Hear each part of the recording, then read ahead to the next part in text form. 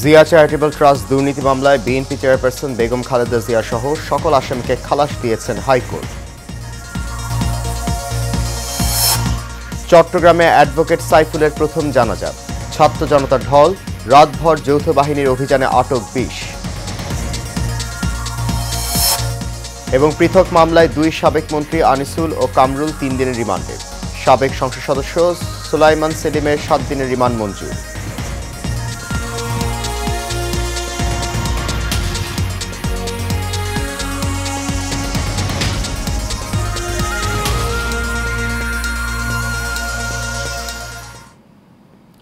সবাইকে স্বাগত জানাচ্ছি এশিয়ান নিউজে। আপনাদের সাথে আছি আমি সৈয়দ মাহিউজ্জামান মুখর।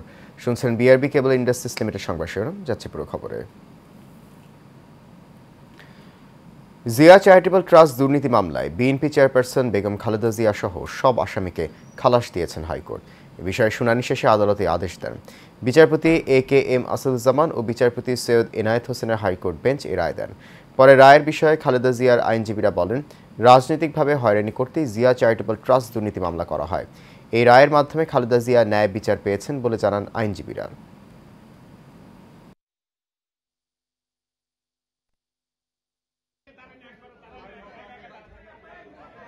আজকে যে মামলাটি ১৫ নম্বর আদালতে শুনানি হয়েছে সেটা হয়েছে শহীদ জিয়াউর রহমান চ্যারিটেবল ট্রাস্ট মামলা। এই মামলার মধ্যে ইনফ্যাক্ট কোনো সাক্ষী বলে নাই যে বেগম খালেদা জিয়া এই জিয়া চ্যারিটেবল ট্রাস্টের নামে কোনো ক্ষমতার অপব্যবহার করে কোনো টাকা আত্মসাৎ করেছে। চট্টগ্রাম আদালতে অ্যাডভোকেট সাইফুল ইসলাম আলিফের প্রথম জানাজা অনুষ্ঠিত হয়েছে। এতে অংশ নিয়েছেন আইনজীবী সহ বিভিন্ন শ্রেণী পেশার মানুষ। বুধবার সকাল 10:30টার দিকে আদালত চত্বর এই জানাজা অনুষ্ঠিত হয়। জানাজার আগে সেখানে বক্তব্য রাখেন আইনজীবী নেতারা। তারা সাইফুল হত্যাকাণ্ডে জড়িতদের গ্রেপ্তার করে আইনের আওতায় আনার দাবি জানান। প্রথম জানাজা শেষে সাইফুল ইসলাম আলিফের মরদেহ নগরের জমিয়াতুল ফালাহ মসজিদ মাঠে নিয়ে যাওয়া হয়। সেখানে দ্বিতীয় জানাজা অনুষ্ঠিত হবে। জানাজায় অংশ নিতে সেখানে উপস্থিত হয়েছেন বৈষম্য বিরোধী ছাত্র আন্দোলনের আহ্বায়ক হাসনাত আবদুল্লাহ এবং নাগরিক কমিটির সদস্য ও জুলাই শহীদ স্মৃতি ফাউন্ডেশনের সাধারণ সম্পাদক সার্জিস আলম।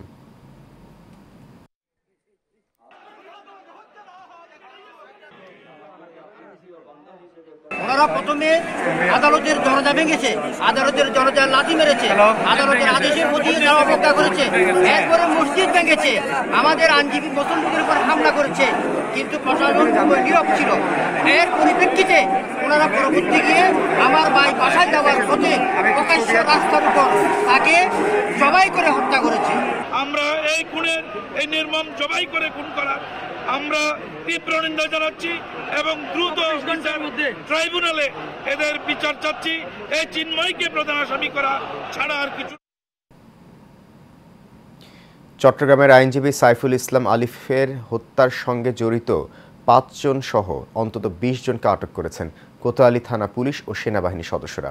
গত ২৬ নভেম্বর বিকেলে ঘটনার পর থেকে মধ্যরাত পর্যন্ত নগরীর পাথরঘাটা, মাথার পট্টি, আন্দরকিল্লা, হাজারিগুলি এলাকা অভিযান চালিয়ে তাদের আটক করা হয়েছে বলে জানিয়েছেন কোতোয়ালি থানার ভারপ্রাপ্ত কর্মকর্তা ফজলুল কাদের। চট্টগ্রামে বাংলাদেশ সম্মিলিত সনাতনী জাগরণ জোটের মুখপাত্র অধ্যক্ষ চিন্ময় কৃষ্ণ দাস ব্রহ্মচারীর মুক্তির দাবিতে আন্দোলনকারীদের হামলায় নিহত হন সাইফুল ইসলাম আলিফ। ইসকন নিষিদ্ধ চেয়ে এবং যে কোনো অপ্রীতিকর পরিস্থিতি এড়াতে চট্টগ্রাম ও রংপুরে জরুরি অবস্থা জারির নির্দেশনা চেয়ে হাইকোর্টে আবেদন করেন এক আইনজীবী। বুধবার গণমাধ্যমের রিপোর্ট তুলে ধরে বিচারপতি ফারা মাহবুব ও দেবাশিস রায় চৌধুরীর বেঞ্চে আদেশ প্রার্থনা করেন আইনজীবী মনিরুজ্জামান। বিষয়টি স্পর্শকাতর হওয়ায় রাষ্ট্রের সর্বোচ্চ আইন কর্মকর্তা অ্যাটর্নি জেনারেলকে ডেকে পাঠান আদালত। অ্যাটর্নি জেনারেল মোহাম্মদ আসাদুজ্জামান বলেন, যে কেউ কোনো অ্যাঙ্গেল থেকে দেশকে অস্থিতিশীল করার চেষ্টা করছে। সরকার জাতীয় ঐক্য গড়ে তুলে উদ্বেগজনক পরিস্থিতি মোকাবেলা করছে। সাম্প্রতিক ইস্যুতে সরকার রাজনৈতিক দলগুলোর সঙ্গে আলোচনার প্রক্রিয়া শুরু করেছে। এ সময় উচ্চ আদালত বলেন, তারা উদ্বিগ্ন আইনশৃঙ্খলা পরিস্থিতি কেউ যাতে অবনতি করতে না পারে। ইসকন ও সাম্প্রতিক ইস্যুতে সরকারের পদক্ষেপ কালকের মধ্যে জানাতে বলেছেন হাইকোর্ট।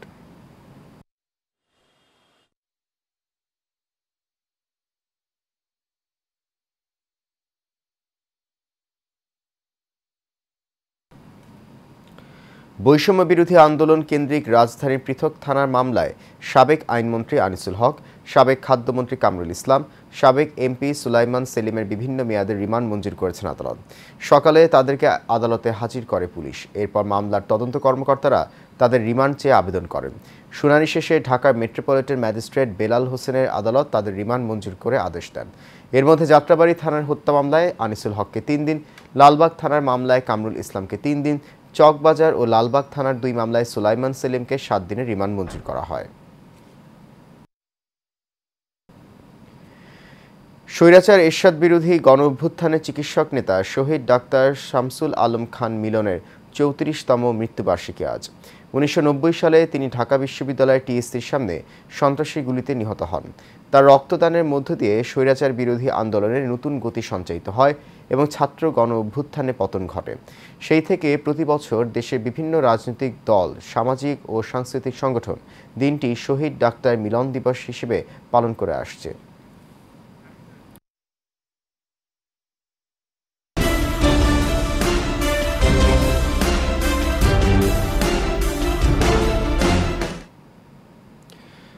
বরিশাল বিভাগে এবার বছরের শুরু থেকে জুলাই পর্যন্ত 7 মাসে ডেঙ্গুর প্রকোপ কম ছিল।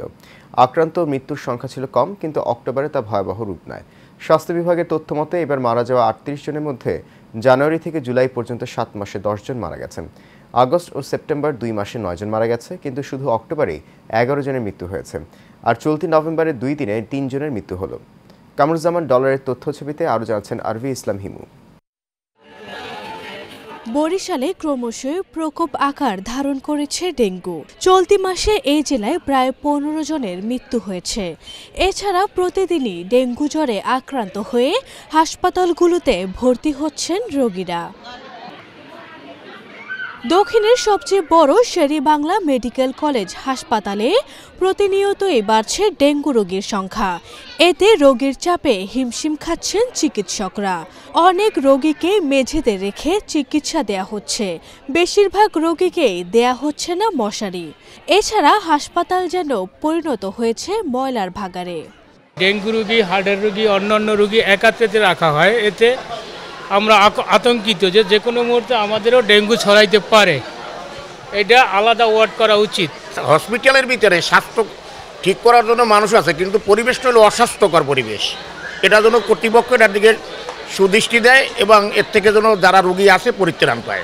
পুরো ফ্লোরের জন্য একটা বাথরুম, যে বাথরুমের কোনো পরিবেশ নাই, একটা বাথরুমে হয় না।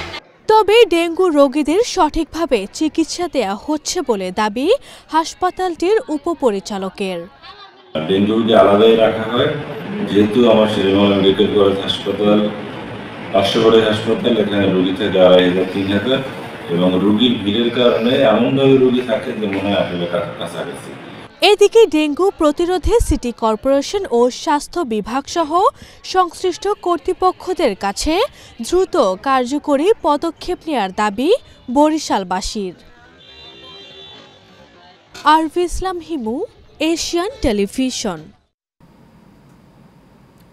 গাইবান্ধার পলাশবাড়ী উপজেলার মাঝিপাড়া চকচকা এলাকায় মজিদুল ইসলাম নামে এক মাছ চাষির পুকুরে দুর্বৃত্তদের প্রয়োগ করা বিষে সব মাছ মরে গেছে। মঙ্গলবার সন্ধ্যায় ক্ষতিগ্রস্ত মজিদুল ইসলাম পলাশবাড়ী থানায় একটি লিখিত অভিযোগ দায়ের করেছেন। এর আগে ভোররাতে এই ঘটনা ঘটে। স্থানীয়রা জানিয়েছেন 1 বছর আগে 3 একর আয়তনের 6টি পুকুর লিজ নিয়ে কই, শিং, ট্যাংরা এবং পাবদা মাছ চাষ শুরু করেন মজিদুল। সোমবার রাত 1টা পর্যন্ত পুকুরের সব মাছ সুস্থ ছিল। তবে মঙ্গলবার সকালে পুকুরে গিয়ে দেখেন সব মাছ মরে ভেসে উঠেছে এবং অনেক মাছ ইতিমধ্যে পচে গেছে। পুকুর পাড়ে পড়ে থাকা বিষের ট্যাবলেটের প্যাকেট দেখে নিশ্চিত হন গ্যাস ট্যাবলেট দিয়ে মাছগুলো মেরে ফেলা হয়েছে। গ্যাস ট্যাবলেট মারছে এবং গ্যাস ট্যাবলেটের বয়ামটাও পুকুরে পাড়ে পাওয়া গেছে। এখানে আমার খরচ প্রায় 30-32 লক্ষ আর টাকা খরচ হয়ে গেছে অলরেডি। আর এই মাছগুলোর আমার মূল্য আসলে হয় প্রায় 50-55 লক্ষ টাকা প্রায়। কারণ যে সাইজের মাছটা হয়ে আসছে, এই সাইজের মাছটা সে বিক্রি করতে পারবে না বাজারে, এবং এটা তো খাওয়ার উপযুক্ত না। সম্পূর্ণ মাছগুলোই মারা গেছে। কে করছে, কারা করছে, এটা আমরা প্রশাসনের কাছে জানি সুস্থ বিচার চাই। খামারির কাছে বাকি নিয়েছে, টঙ্গের খানের কাছ থেকে, গাইবান্ধা ওনার কাছ থেকে প্রায় 20 লক্ষ টাকার মতো বাকি নিচ্ছে খাদ্য। বাকি সব তো সামাল দেওয়ার মতো তার কোনো পরিস্থিতি নাই। এই মজিদুল ভাইকে সরকারিভাবে কোনো আর্থিক সহযোগিতা না করা হয় তাহলে এই লোকটাকে সর্বশান্ত করা ছাড়া আর কোনো উপায় থাকবে না। সনাতন জাগরণ মঞ্চের মুখপাত্র ও চট্টগ্রামের হাটহাজারীর পুণ্ডরিক ধামের সাবেক অধ্যক্ষ চিন্ময় কৃষ্ণ দাসের গ্রেপ্তার নিয়ে ভুল তথ্য ছড়াচ্ছে ভারত বলে বিবৃতিতে জানিয়েছে বাংলাদেশের পররাষ্ট্র মন্ত্রণালয়। বিবৃতিতে বলা হয়েছে, চিন্ময় কৃষ্ণ দাসকে নির্দিষ্ট অভিযোগে গ্রেপ্তার করার পর থেকেই তার গ্রেপ্তারকে কিছু মহল ভুলভাবে ব্যাখ্যা করছে। এই ধরনের ভিত্তিহীন বিবৃতি শুধু সত্যকে বিকৃতই করে না, বরং দুই প্রতিবেশী দেশের মধ্যে বন্ধুত্ব ও বোঝাপড়ার চেতনার পরিপন্থী। গত মঙ্গলবার চিন্ময় দাসকে নিয়ে ভারতের পররাষ্ট্র মন্ত্রণালয় বিবৃতির পর পাল্টা বিবৃতি প্রকাশ করে বাংলাদেশের পররাষ্ট্র মন্ত্রণালয়।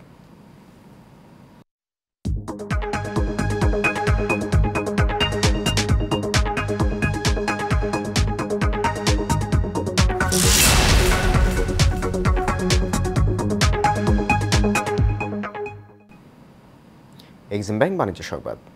সোনা মসজিদ স্থলবন্দর দিয়ে বাংলাদেশে রপ্তানি বন্ধের পরপরই চাঁপাইনবাবগঞ্জে বিভিন্ন বাজারে বেড়েছে আলু পেঁয়াজের দাম। এ বিষয়ে ব্যবসায়ীরা জানান, ভারত আলু ও পেঁয়াজ রপ্তানি করা বন্ধ করে দেয়ায় গত 24 ঘন্টায় আলুর দাম কেজিতে বেড়েছে 5 টাকা এবং পেঁয়াজের দাম বেড়েছে 10 থেকে 15 টাকা। এ বিষয়ে সোনা মসজিদ পোর্ট লিংক লিমিটেডের পোর্ট ম্যানেজার মাইনুল ইসলাম জানান, সোমবার সোনা মসজিদ স্থলবন্দর দিয়ে মাত্র 3 গাড়ি আলু আসলেও মঙ্গলবার তা বন্ধ হয়ে যায়। তবে অন্যান্য পণ্য এই বন্দর দিয়ে প্রবেশ করেছে বলেও জানান তিনি।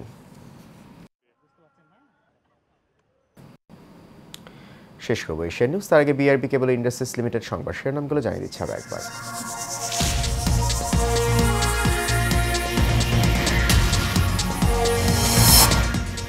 জিয়া চ্যারিটেবল ট্রাস্ট দুর্নীতি মামলায় বিএনপি চেয়ারপারসন বেগম খালেদা জিয়া সহ সকল আসামিকে খালাস দিয়েছেন হাইকোর্ট।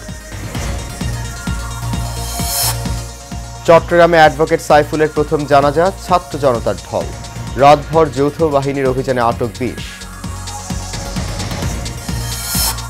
এবং পৃথক মামলায় 2 সাবেক মন্ত্রী আনিসুল ও কামরুল 3 দিনের রিমান্ডে, সাবেক সংসদ সদস্য সুলাইমান সেলিমের 7 দিনের রিমান্ড মঞ্জুর।